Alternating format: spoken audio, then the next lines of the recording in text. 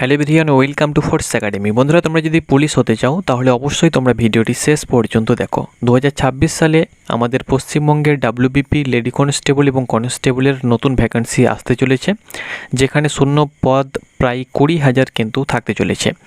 তো তোমরা যদি পুলিশ হতে চাও, ডাব্লিউবিপি কনস্টেবল এবং লেডি কনস্টেবলের মাধ্যমে তোমার স্বপ্নটাকে পূর্ণ করতে চাও, তাহলে অবশ্যই তোমরা ভিডিওটি শেষ পর্যন্ত দেখো।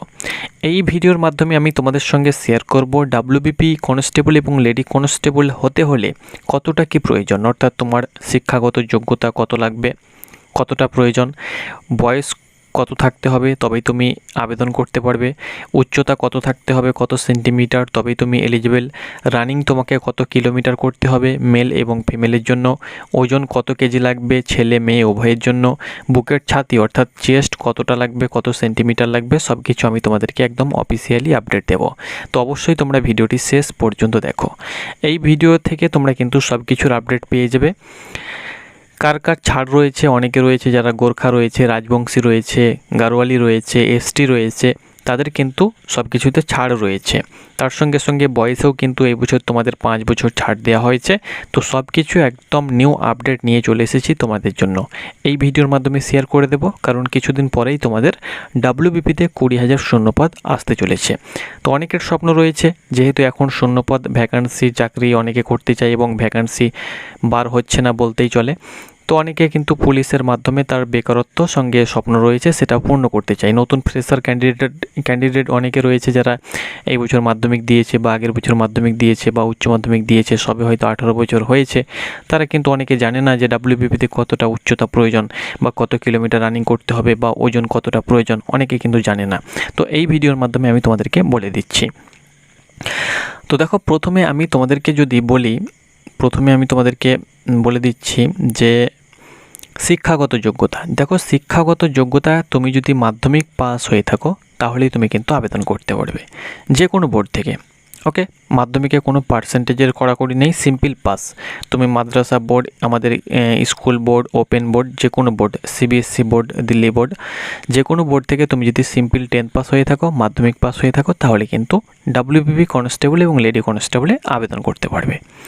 এবার দেখো, ডাব্লিউবিপি কনস্টেবল এবং লেডি কনস্টেবলে তোমাদের 2026 সালে বয়স কি থাকতে হবে। দেখো, তুমি যদি ইউআর এবং ইডাব্লিউএস হয়ে থাকো তাহলে 18 থেকে 35 বছরের মধ্যে তোমার যদি বয়স হয়ে থাকে তাহলে তুমি কিন্তু আবেদন করতে পারবে।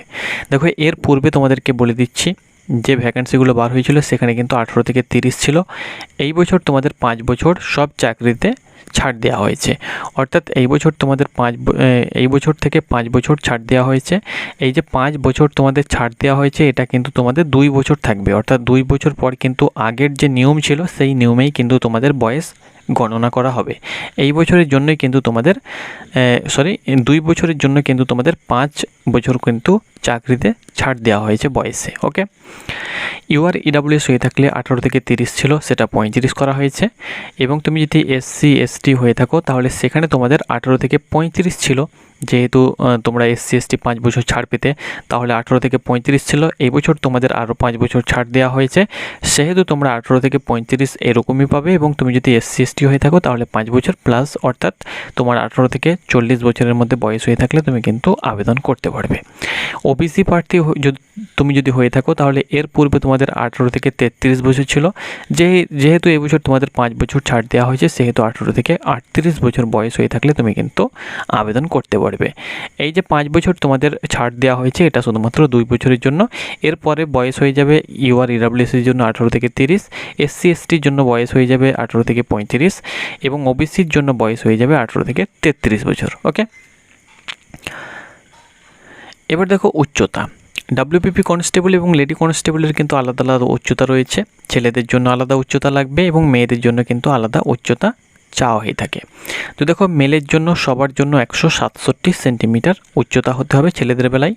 গোর্খা, গারোয়ালস এবং রাজবংশী তুমি যদি হয়ে থাকো এবং এসটি হয়ে থাকো তাহলে 160 সেন্টিমিটার তোমার কিন্তু উচ্চতা হতে হবে। ওকে, ফিমেলের জন্য কিন্তু সবার জন্য 160 সেন্টিমিটার, গোর্খা, গারোয়ালস এবং রাজবংশী হলে 152 সেন্টিমিটার উচ্চতা তোমাদের থাকতে হবে। এবার চলো আরও আমি তোমাদেরকে বিস্তারিত আপডেট দিচ্ছি। বন্ধুরা, অন স্ক্রিন তোমরা দেখতে পাচ্ছ এটি কিন্তু অফিসিয়াল নোটিফিকেশান।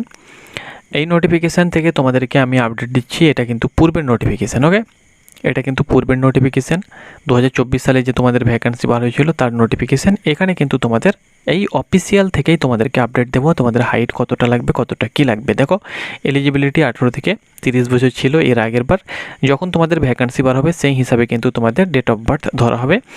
SC ST হয়ে থাকলে ছিল তোমাদের 5 বছর এবং OBC প্রার্থী হয়ে থাকলে 3 বছর বয়সে ছাড় ছিল।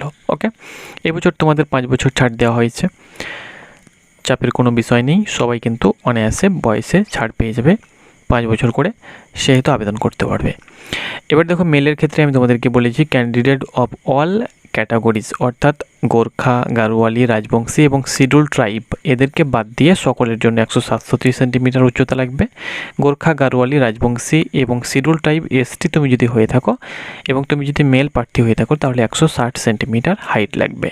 ওকে, EWS OBC অর্থাৎ গোর্খা, গারোয়ালি, রাজবংশী এবং STকে বাদ দিয়ে সকলের জন্য 57 কেজি ওজন লাগবে ছেলেদের বেলায়, আর 78 সেন্টিমিটার নর্মাল চেস্ট এবং 5 সেন্টিমিটার ফুলিয়ে 83 সেন্টিমিটার করতে হবে। ওকে, আর গোর্খা, গারোয়ালি, রাজবংশী এবং STর ক্ষেত্রে 160 সেন্টিমিটার উচ্চতা লাগবে, 53 কেজি ওজন লাগবে এবং 76 নর্মাল চেস্ট 5 সেন্টিমিটার ফুলিয়ে 81 সেন্টিমিটার করতে হবে। ওকে, এটা ছেলেদের ক্ষেত্রে ওজন হয়ে গেল, চেস্ট হয়ে গেল এবং তোমাদের হাইটটা হয়ে গেল।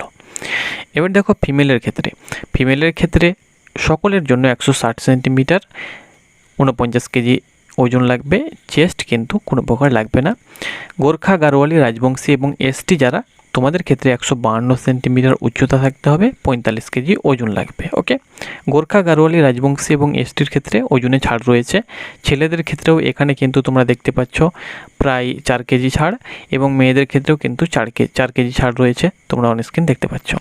তার সঙ্গে সঙ্গে থার্ড জেন্ডার যারা রয়েছে তাদের ক্ষেত্রেও কিন্তু সকলের জন্য 163 সেন্টিমিটার, ফিমেলের থার্ড জেন্ডার যারা রয়েছে 163 সেন্টিমিটার 52 কেজি ওজন, এবং গোর্খা, গারোয়ালি, রাজবংশী এবং ST থার্ড জেন্ডার যারা রয়েছে তাদের ক্ষেত্রে 155 সেন্টিমিটার উচ্চতা হতে হবে এবং 48 কেজি ওজন থাকতে হবে।